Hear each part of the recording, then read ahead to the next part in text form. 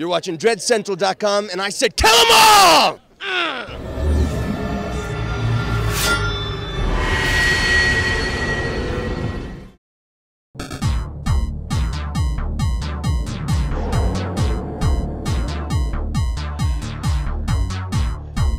It's Buzz Wallach here at Scream Awards 2007. You're watching DreadCentral.com, and in a moment here, we're going to have some pretty fine-looking celebrities walking by, and I'm going to talk to them.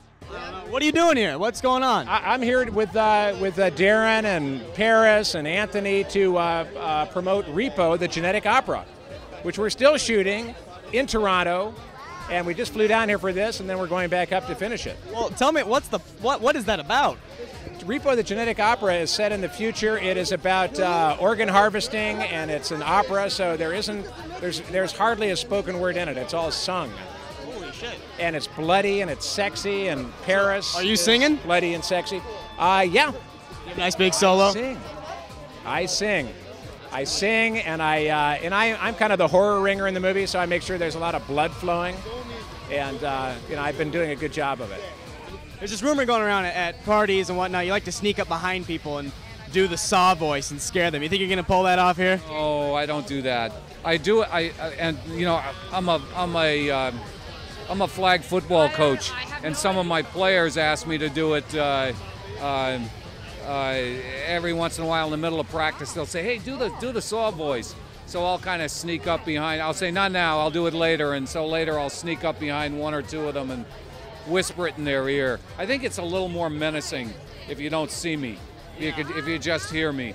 I think you need to do like movie trailers with that voice. Just like one man, one way. Yeah, it's a good way to make a living. Are you presenting tonight? Yes, I am. What are you presenting? Most anticipated film. All right, well, I got a serious problem. Now, I tried to make love the Bruce Campbell way, and I need your help, because it just did not work out. There's only one person who can make love that way, and I don't give lessons. Well, God damn it. Anyway, well, tell us about a little bit about My Name is Bruce. It's a small town in Oregon, the town of Gold Lick, that's having problems with a monster, a Chinese god of war, in fact, who is seeking revenge on this small mining town. And the town, a fan from the town figures that they should kidnap Bruce Campbell to help them fight the monster, and it turns out to be an incredibly bad idea. Chainsaws involved? No. None. We're huge geeks, and we love your show. So, I gotta ask you, you think you're gonna survive season 4? I gotta tell you, I don't know. There's gonna be a body count. There's gonna be a huge body count? Well, I think so. I mean, there isn't so far. There's a small to medium-sized body count, but we're only halfway through. I think there's gonna be a body count. That's my guess. And are you happy you don't have to don the fat suit again for Razor? I love the fat suit. You love the fat suit? As an acting sort of change it up challenge, it was amazing. So I loved it. Was I happy not to do it again? Yeah. It's a lot of work. All right, well, now let me ask you, in context of Battlestar Galactica, do you feel like the greatest badass in the world, or do you feel like the greatest badass in the world's son? I feel like the greatest badass in the galaxy's spurned lover. I will take that, sir. I'll take that one to the bank.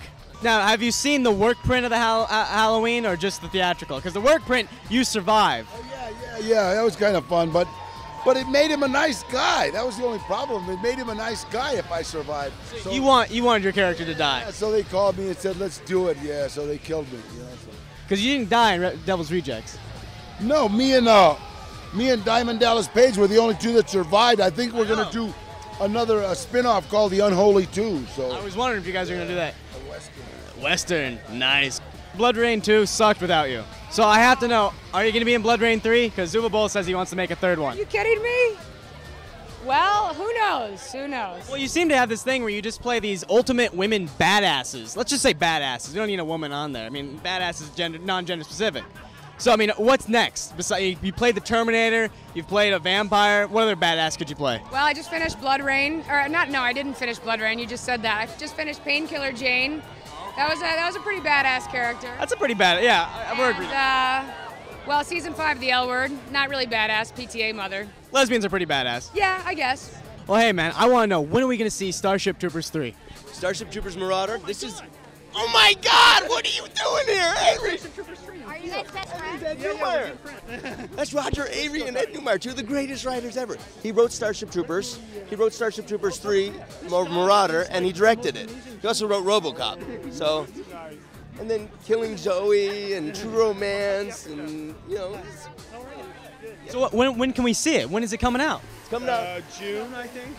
Probably June. What can we expect to see in Starship Troopers 3? I'm completely naked again. He's naked. Well, that's what made the first one so great, was Johnny Rico naked. Yeah, disappointing for you. Lots of bugs. There's some new bugs. I don't know. Lots of bugs, new bugs. New bugs, some of the old ones, and Robert Skotek, who won the Academy Award for T2 and Aliens.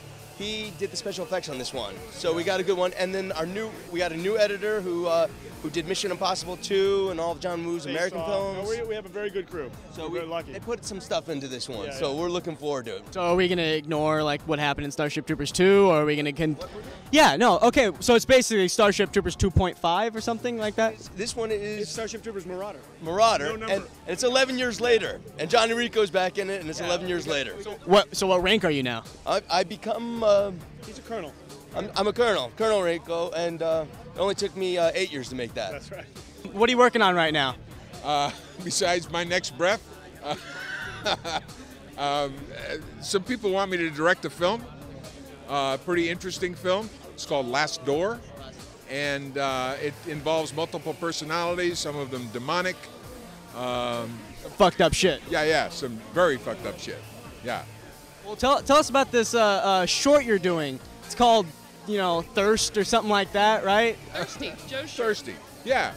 Joe Netter, famous Famous horror author. famous horror author and stunt ass, has written a story, and they have based this film, Thirsty, on his story. And I'm so excited for him that I agreed to say whatever I got to say, What part you playing?